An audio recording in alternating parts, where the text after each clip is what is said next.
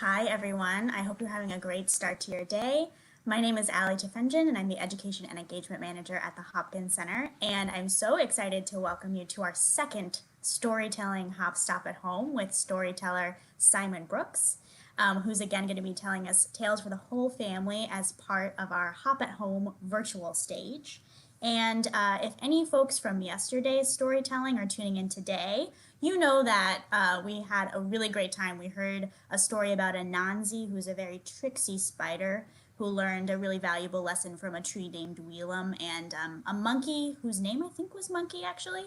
And we also heard a great story about Jack John, who got to live happily ever with the princess of his village. And we had an original story that you helped us to create by submitting some drawings. And I'm so excited because I know that we have some more drawings that you all submitted. So Simon's going to tell us some brand new stories and make up another story from those amazing drawings at the end. So we cannot wait for those.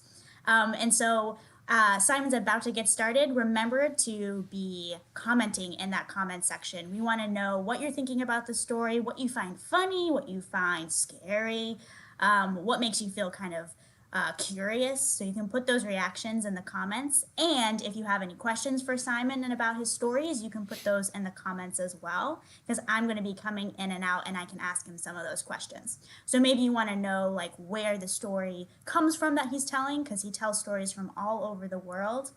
Maybe you're wondering how he came up with a story, or if he came up with a story. Or maybe you're wondering, why didn't the chicken cross the road?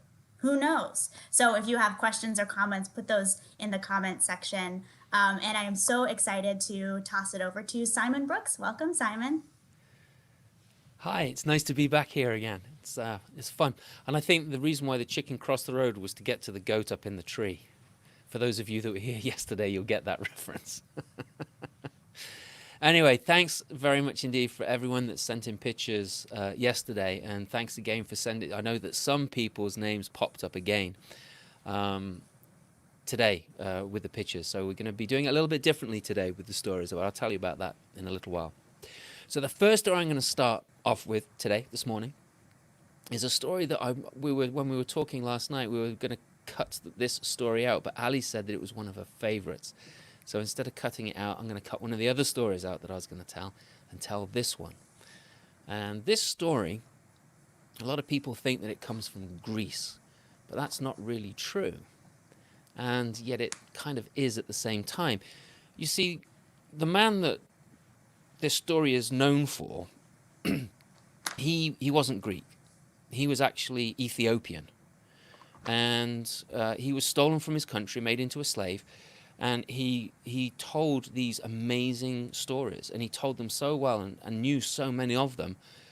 The telling of stories actually earned him his freedom. And I'm sure you know the guy's name because his name was Aesop. And this is one of his stories.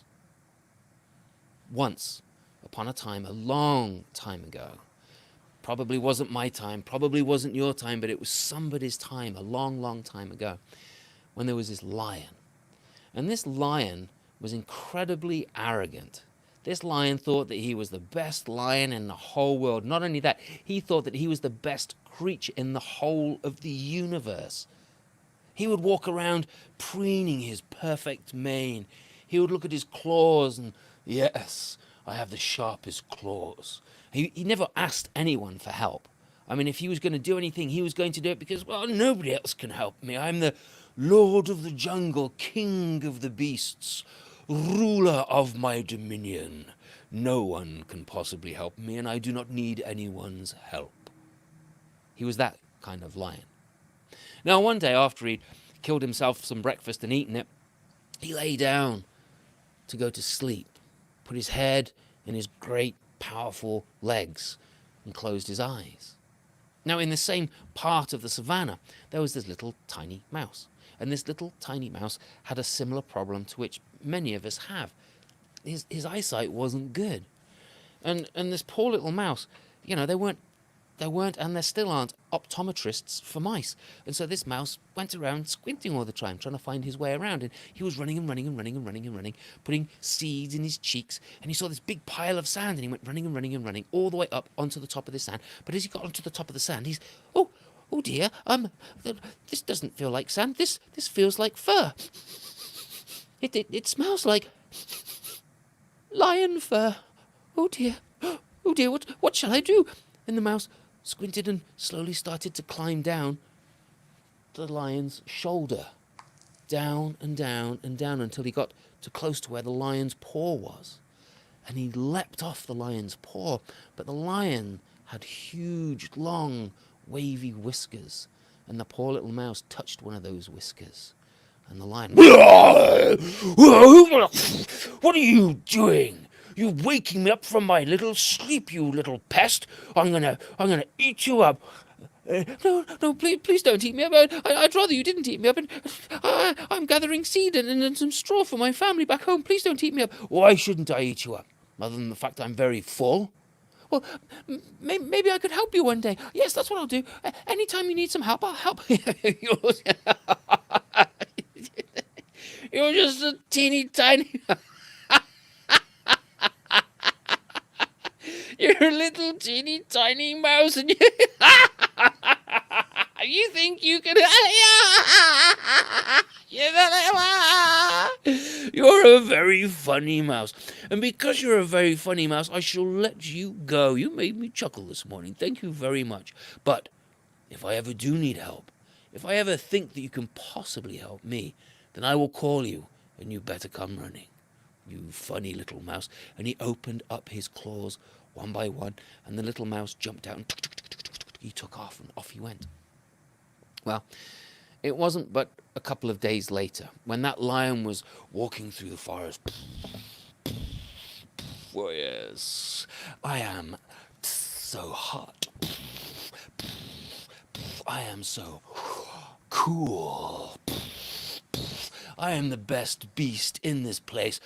I am the lord of the jungle, king of the forests.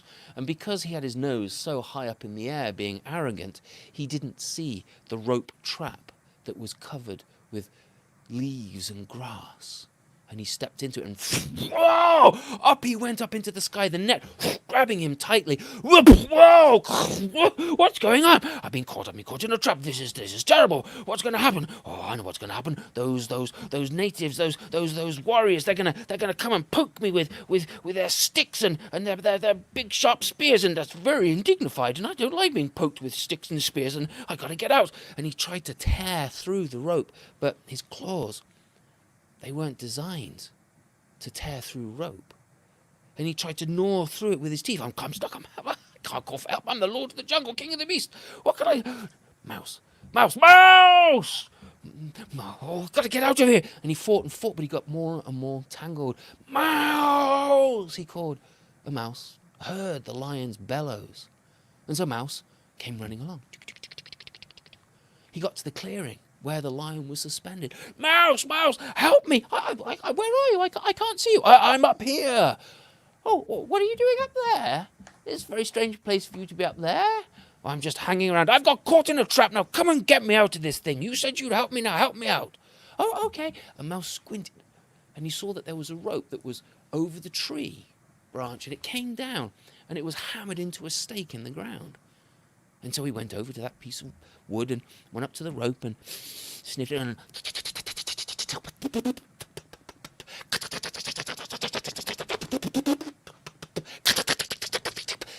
the rope snapped, and down came lion. Big cloud of lion dust. And then Mouse made his way over to the rope and spat all the bits out and made a hole big enough for Lion to crawl through. And the lion scooped up Mouse very carefully. He says, you know, I'm the lord of the jungle, the king of the beasts. Oh, I'm very much aware of that. And yet, you, so small and tiny, were able to save me. And I thank you for that. You're very welcome. And Lion put Mouse down. And Lion and Mouse became the best of friends from that day to this. And sometimes you might see a lion playing with a mouse, but that's all they're doing because their friendship is that strong. The end. Yay! Thank you for telling that story. I know I was like, Simon, you have to tell that story.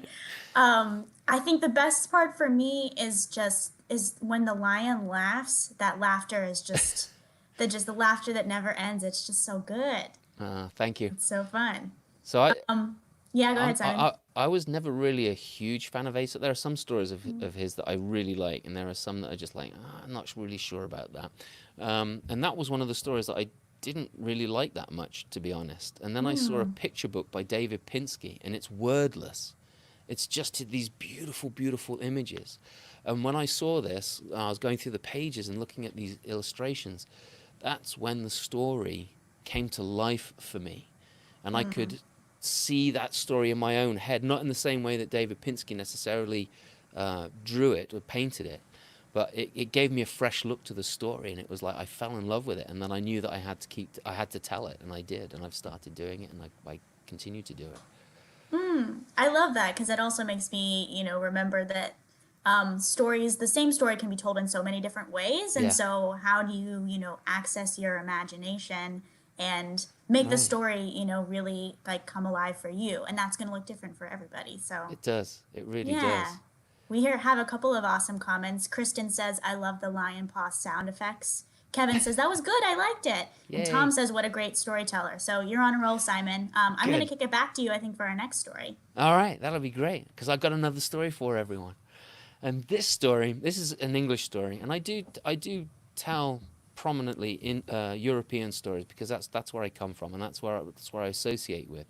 But there are other stories from the rest of the planet that are so good that I feel that I have to tell. Anyway, this story is about this young man, and he thought he never had any luck. Do you ever feel that you've never had luck? Or that today's like not a lucky day? Like this morning, I got to be honest, Ali knows this and the producers of this program know this, but my internet went down, my printer ran out of ink, and I was thinking, this is not a lucky day. But you know what? You can turn your luck around, you know? You can look at things differently, and we got it all sorted out, and I'm here today, and it's great. But this man was like that. He was like me earlier this morning. He's like, I never have any luck. I see all my friends having luck, and I never have any luck. I see my family, they have luck, but I never have any luck. Now, here's the weird thing. Because this young man, he had his own house. And he had his own land. And on his land, he had livestock. You know what livestock is, right? You do? Like cows, right? Sheep, giraffes. You can't say not giraffes because you don't know what people have as livestock in different countries. Well, he had livestock on his lands, and he had this beautiful piece of land, this beautiful house, and yet still he thought he didn't have any luck. So he went to see the wise woman of the village. And the wise woman of the village looked like, well, what would you like, young man? What would you like? Oh, you see, I see all my friends and my family have all this luck, and I wonder why I haven't had any. Well, I don't know if I can tell you that, young man. No, I'm not sure if I can. You need to go and see God at the edge of the world. God at the edge of the world will be able to tell you if you had luck or not. Yes, go and see God at the edge of the world, and they'll be able to tell you. Oh, God at the edge of the world. Yes, God at the edge of the world. Any other instructions? No, just go and see God at the edge of the world. All right, thank you so much. And off he went to search for God at the edge of the world. For a year and a day he travelled, and he hadn't come across God at the edge of the world. He came to a path, though, that split. Now, going the one way, he saw this pack of wolves. There were about 6 or 8 of them. Big, powerful beasts, beautiful coats of fur. And when they stood and they stretched, you could see their muscles rippling underneath. And when they bared their teeth, they looked very sharp and pointy indeed. And so he looked down the other path. He thought, well, maybe I'll go down there. But there was a wolf there as well.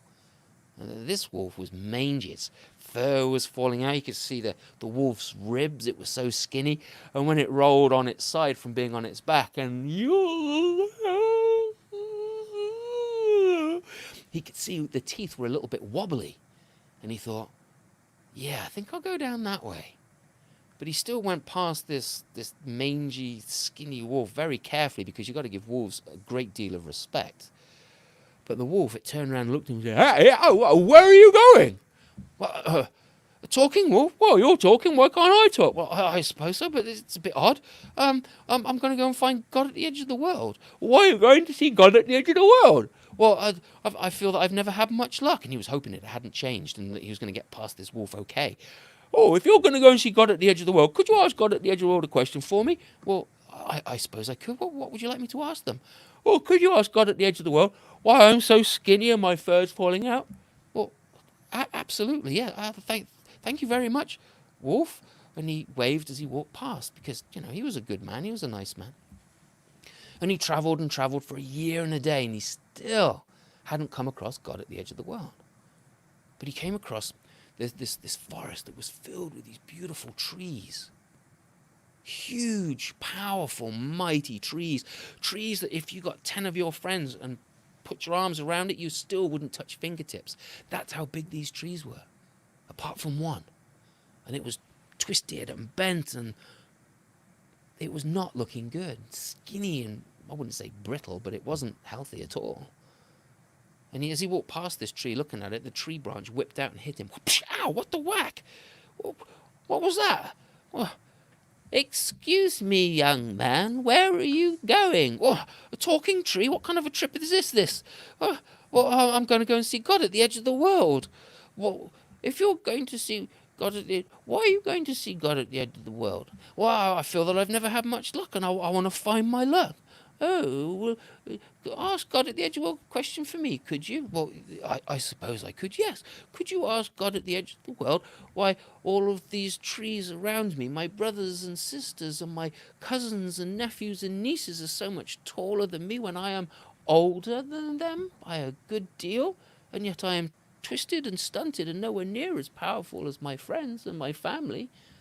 Oh, yes, of course, said the young man.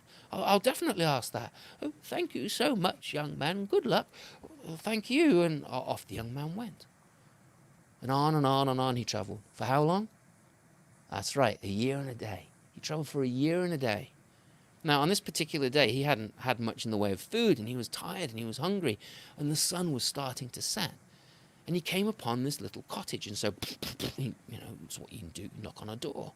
He was hoping that whoever lived in this place could point him towards an inn where he might be able to spend the night, somewhere where he might be able to get some food. And when the door opened, there was a beautiful young woman standing there. Hello? Hi. I was wondering if there's an inn nearby, somewhere where I could get some food or spend the night. Oh, no, I'm sorry. There's nowhere around here like that. The nearest place is 5 miles away, and the sun is starting to set, and these are dangerous paths to be on. I'm just about to cook a meal for myself, and I have a bench in the kitchen you could sleep on. Would you like to come in? Well, are you sure? Is that all right? Yeah, come on in, she said. So, okay. In he went. And he helped to prepare the meal, and he helped to cook the meal, and he set the table for them both, and then they ate the meal together, and they talked. And he looked at her, oh, and she looked at him, oh. And they really, really liked each other. Anyway, at the end of the meal, she put some blankets and some cushions down on the bench in the kitchen, and she went to bed, and he went to sleep. And the next morning, the same kind of thing happened. They prepared breakfast together. They ate it. And he was just about to leave, and she said, oh, I never asked you, where are you going? Oh, I'm going to go and find God at the edge of the world. I feel that I've never had much luck, and I want to see why. Or if I've had luck at all. I just haven't seen it. Well, if you're going to go and see God at the edge of the world, maybe you could ask why I'm so lonely. Well, of course I would. I'd love to do that for you, he said. Goodbye. Bye. Toodaloo. See you. Sayonara. Bye. That went on for quite a while as I got further and further away. But then he travelled for another year and a day. And he came to God at the edge of the world. Ah! And there they were, sitting down. And then the young man walked up and he says, are you God at the edge of the world? And God at the edge of the world said, mm-hmm. I've been looking for you for a long time. And God at the edge of the world went, uh-huh.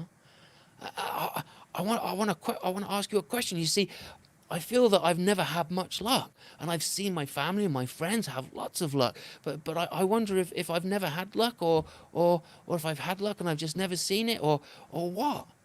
Oh no, you have had the same luck as everybody else. It's just that you have not seen it. But on your way home, I shall make sure that you see your luck more clearly. Oh, that would be very nice. Oh, I also have 3 questions for you. I know. You do?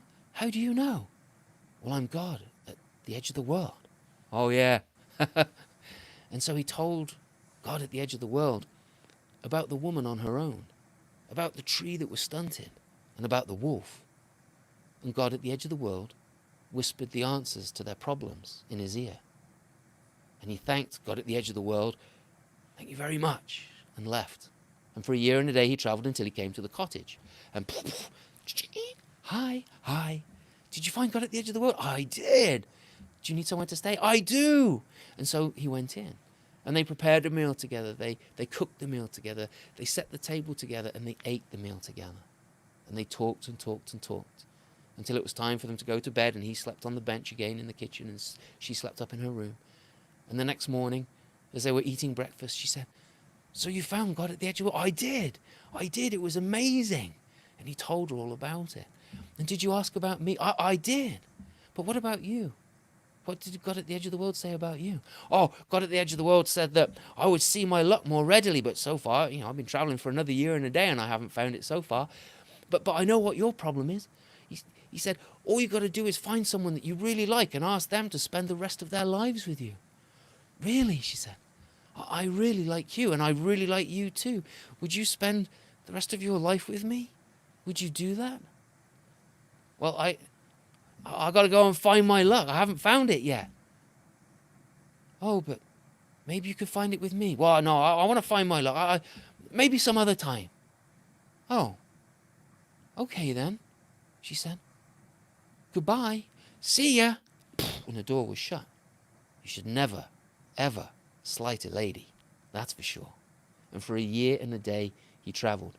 Do you think it would have been good luck if he had stayed there? Could have been, right? Anyway, he travelled for a year and a day, and he came back to that forest. And he went up to that tree, and "Hey, tree, oh, hello, how are you doing? Did you find God at the edge of the—" "Oh, I did, it was amazing." "And what happened then? Did you find your luck?" "Well, not so far, no. I've been looking for it, but I've been travelling for 2 years and 2 days now on the way home. And God at the edge of the world said I'd see my luck more readily. But I know what's up with you." "Oh, you do? That's marvellous. Well, what is it?" "Well, when you were a young sapling, you were a teeny tiny tree, someone came along and buried this huge treasure chest filled with gold and silver and gems and jewels, and they put it underneath you. And your roots got caught in the knobs and the bits and pieces of that trunk filled with treasure, and that's why you're stunted. And God at the edge of the world said that if someone were to dig out that treasure chest from beneath your roots, then you would grow tall and powerful like all your brothers and sisters and your nephews and nieces." "Oh, that's marvellous. Would you dig the treasure chest out for me?" "Oh, I can't. I haven't found my luck yet. I've got to go and find my luck, and I haven't got a shovel either. But there's a shovel over there next to the stone wall. You could dig using that." "Well, I haven't found my... I've got to go and find my luck. But there's a treasure chest beneath me." "Oh, I know, but I haven't got time to dig that out. I want to find my luck." "Good luck with that," said the tree. And the young man said, "Thank you," and off he went. Do you think he was very smart, this guy? Do you think he turned down 2 pieces of really good stuff? I think so. But on and on and on and travelled for another year and a day. And he came up to that wolf that was sitting there in the path, yawning and stretching, more fur coming out, even skinnier. One of its teeth had fallen out. And the wolf said, "Hey, hello, how are you doing?" He said, "Oh, I'm doing fine. I found God at the edge of the world. I haven't seen much luck, though. God at the edge of the world said I would find more luck on my way home." "Well, tell me all about it," said the wolf. And the young man told the wolf about how he met the tree in the forest and the young girl on his way to find God at the edge of the world. And on his back he had stayed with the young girl and she had wanted him to stay with her. And the wolf's like, "Oh, yeah, and you didn't?" No, I was looking for my luck." And then he told him about the tree. "And you didn't dig the treasure chest up?" And he's like, No, I was looking for my luck." And the wolf's like thinking, "Ooh, oh, there's a couple of marbles loose in there," thought the wolf. And what did God at the edge of the world say about me?" "Oh, God at the edge of the world, she said, they said that you were to eat the first foolish person to come along, and then your hair would grow back and you'd be stronger and all that." And so the wolf did just what God at the edge of the world said, to eat the first foolish person that came along, that young man. And because of that, the wolf lived happily ever after. The end. I love that story. Simon, have you ever felt like the main character in the story where you weren't quite seeing your luck?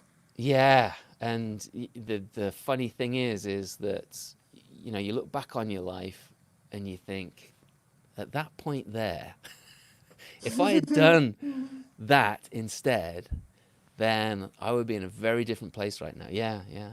And the other thing is sometimes what looks like really, really bad luck when everything like crashes in on you, and you look back on that and you'd be like, yeah, but if that hadn't happened, then I wouldn't have gone in this direction, and this direction's been really good.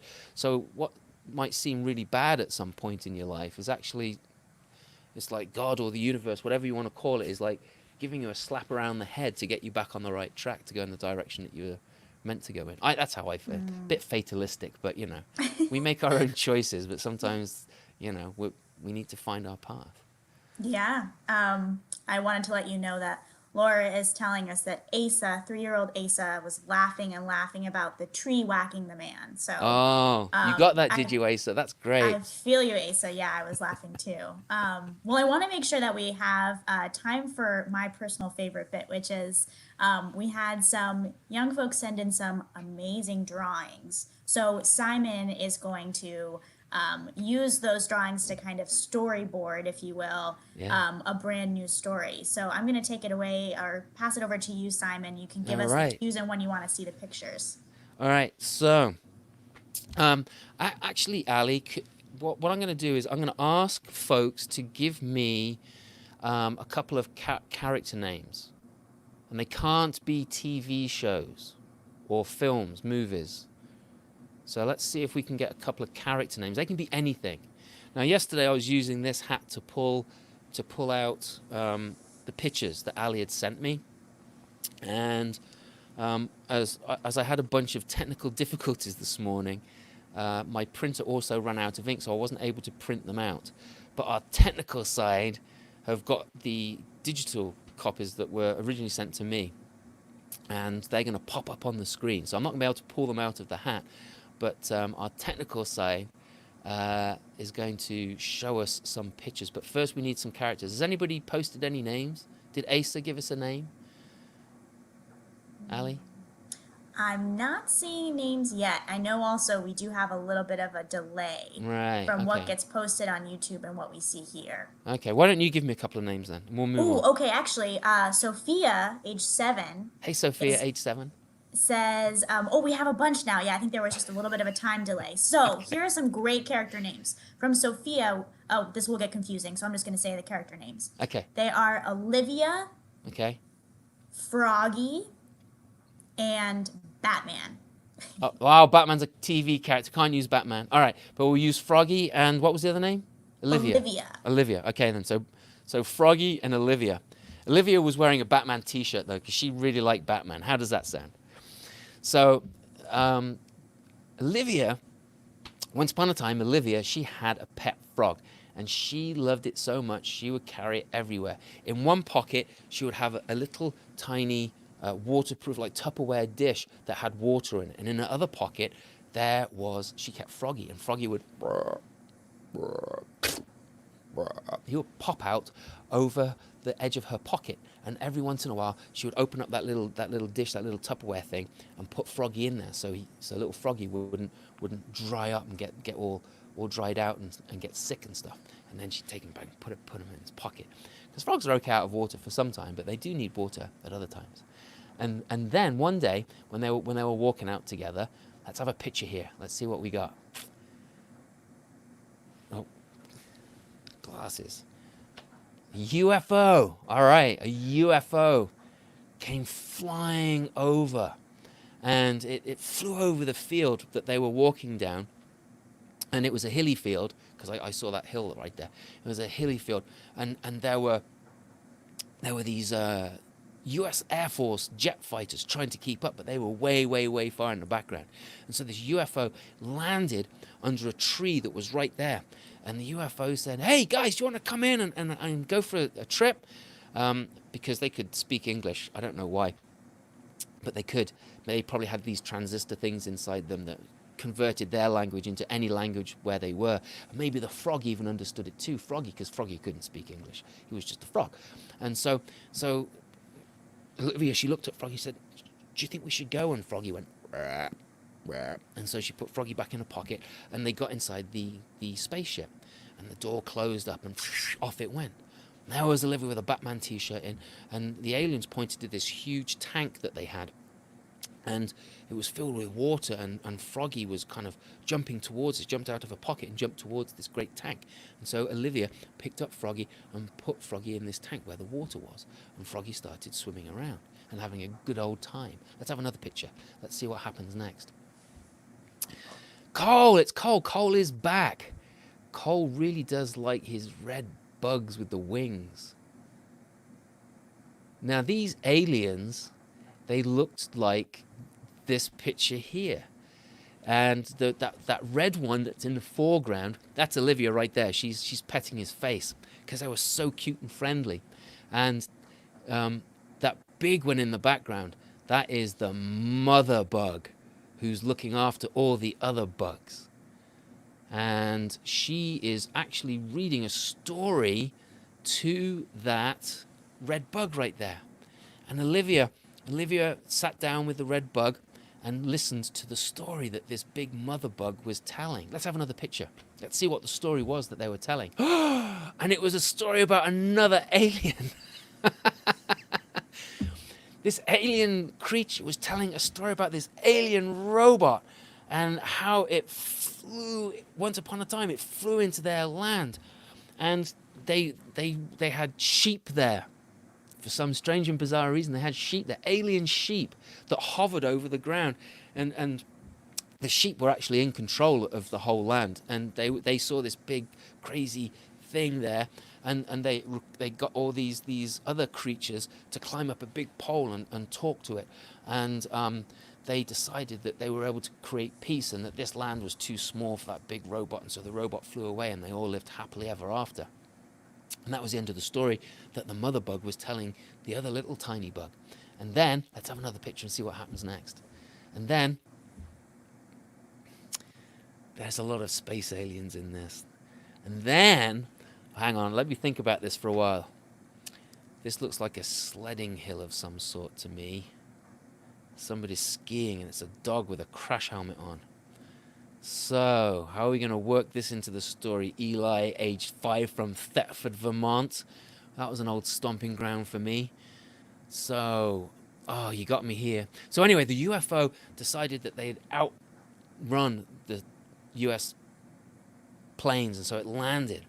And Olivia and Froggy, they thanked them for the trip, and they decided to keep on walking. But as they walked, the weather got worse and worse and worse and worse. And it started to snow because, you know, we're in New England and we had snow like 2 days ago, and this massive snowstorm came in and they were able to go out skiing. Now, Olivia had a dog, and the dog was called, was there another name that we didn't use? Maybe the dog was called Batman. Olivia had named her dog Batman because she loved Batman so much. And so Olivia, are there any more pictures? Olivia and Batman the dog, and her frog Froggy went sledding down a tree. They went sledding down the hill. And when they got to the bottom of the hill, by the time they got to the bottom of the hill, the sun had come out, melted all the snow, and there was a blue jay, which I think might have been a similar blue jay to what I called a woodpecker yesterday, and I apologize for that if it was a blue jay yesterday and I called it a woodpecker, but it's what I see in the picture, which sometimes is a little bit odd. And is that the end of the story, or do we have another picture? And so they all went inside because it was getting nice and hot and sunny, and they all had ice cream. The end? Or is there another picture? And so Olivia, as she was eating her ice cream with her pet frog, who she put back in the aquarium that was Froggy's aquarium, and Batman the dog was running around trying to knock some of the ice cream out of Olivia's hand, Olivia told her mom and her dad what a whale of a time they had had. The end. Oh, I think That got you, didn't it? it did right at the end. It's like, what? How am I going to turn that into the story? That was a bit of a cheap out, but it worked. It worked. Sorry. Yeah, no, I love that, and thank you everyone for those again those fantastic drawings. Yeah, thank you so much I indeed. know the UFO one really got me because I think there's a current news story about the UFO, so There it's is. like There's one being cited. Yeah. anything Well, can happen apparently. it can. It can. Yeah, Thanks, but Ali. thanks so much, Simon. We so appreciated having you. We had you here for Hop at Home for the past 3 days, actually. Our Thursday night live on Thursday, a Hop Stop yesterday, and the Hop Stop today. So thank you so much for your time and your joy. We really appreciate it. You're very Um, welcome. I'm going to send you off and do some final announcements. Thanks, Simon. You're welcome. Thank you. And again, thanks everyone for tuning in. We want to make sure that you also know our next Hop Stop at Home is going to be with local music favorite Patrick Ross, who we love so dearly. He's going to be with us on Friday, May 15th at 1 p.m. and Saturday, May 16th at 11 a.m. for a kid jam. So we hope that you'll tune in here on our YouTube Live for that. And we also hope that you're able to give us any feedback about Hop at Home. We'd love to know what you have to say, especially about if our families are tuning in. We do have a survey that's on our website, so check out the Hopkins Center website and give us your thoughts. You can also find my email on the website and let me know if there's anything that you want to see for kids and families coming up. And we hope that you stay safe and you stay well and have a great rest of your weekend. See you later.